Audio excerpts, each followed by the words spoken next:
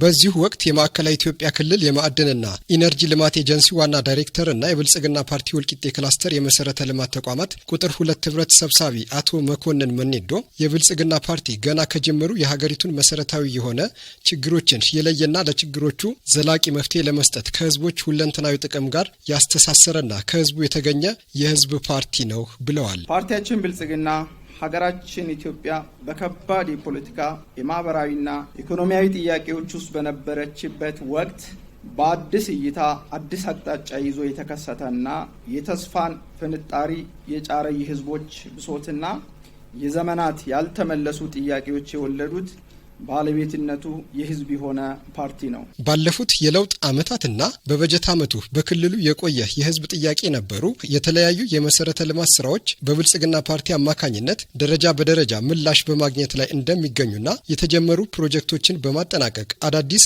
ግዙፍ ፕሮጀክቶች መጀመራቸውን አቶ መኮንን አውስተዋል። የታላቁ ህዳሴ ግድብ ማጠናቀቅ፣ የተለያዩ ሜጋ ፕሮጀክቶችን ጀምሮ መጨረስና ሌሎች አዳዲስ ፕሮጀክቶች ማስጀመር በአፍሪካና በዓለም ዲፕሎማሲ መድረኮች ላይ የኢትዮጵያን ተጽዕኖ ማሳደግ፣ የለውጡን ጉዞ በውጤት ማሳጀብና በአዲስ የሀገር ምዕራፍ የትውልድን ተስፋ ማስቀጠል ከብዙ በጥቂቱ ተጠቃሽ አኩሪ ውጤቶች ናቸው። አቶ መኮንን አክለውም ዘንድሮ በኢትዮጵያ ለ7ኛ ዙር ለሚደረገው ሀገራዊ ጠቅላላ ምርጫ ብልጽግና ፓርቲ ኢትዮጵያን ወደ ተምሳሌት ሀገር በሚል መሪ ቃልና የስንዴ ነዶ ደግሞ የምርጫ መወዳደሪያ ምልክት እንደሆነ ገልጸዋል። የማዕከላዊ ኢትዮጵያ ክልል መስኖ ተቋማት ልማትና አስተዳደር ኤጀንሲ ዋና ዳይሬክተር እና የወልቂጤ ክላስተር የቁጥር 2 ህብረት አደረጃጀት ዘርፍ ኃላፊ ኢንጂነር ካሳይ ተክሌ ባለፉት 6 ወራት በህብረቱ ሀገራዊና ክልላዊ ሁነቶች በሚኖሩበት ወቅት አመራሩና አባሉ በተናበበ መልኩ የራሱ የሆነ ፍኖተ ካርታ በማዘጋጀት ስልጠና ተሰጥቷል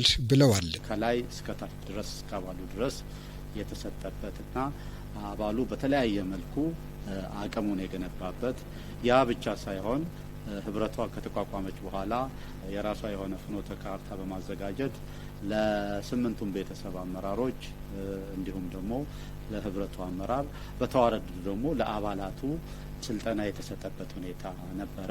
ሀብት የማሰባሰብ ስርዓት በአግባቡ የበጎ አድራጎት ስራ ላይ በመሳተፍ ከ700 ሺህ ብር በላይ ገንዘብ በማሰባሰብ የኢኮኖሚ አቅም ለሌላቸው ወገኖች ድጋፍ እንደተደረገ ኢንጂነር ካሳይ ገልጸዋል። የሰው ተኮር ስራዎችን በሰፊው ስንሰራ የቆየንበት ከበጎ አድራጎት አንጻር ቤቶች ለአቅመ ደካማ ቤቶች የገነባንበት፣ ለአገልግሎት የሚሆኑ ነገሮች የሰጠንበት፣ የደብተር ለተማሪዎች ሕክምና ላጡት የሕክምና አጠቃላይ ከአባሉ ጋር በተደረገ ርብርብ ከ700 ሺህ የማያንስ የበጎ አድራጎት ስራዎች የተሰሩበት ሁኔታዎች አሉ። የመድረኩ ተሳታፊዎች በሰጡት አስተያየትም በሀገሪቱ እንዲሁም በክልሉ በመከናወን ላይ ያሉ ሰው ተኮር የልማት ስራዎች አበረታች እንደሆኑና በህብረቱ አቅም ለሌላቸው የህብረተሰብ ክፍሎች የማገዝ ተግባር አጠናክሮ ማስቀጠል እንደሚገባ ተናግረዋል። ዛሬ መድረክ እጅግ ታሪካዊ የብልጽግና ጉዞን ቀጣይ የምንሄድበትን መንገድ የሚያሳይ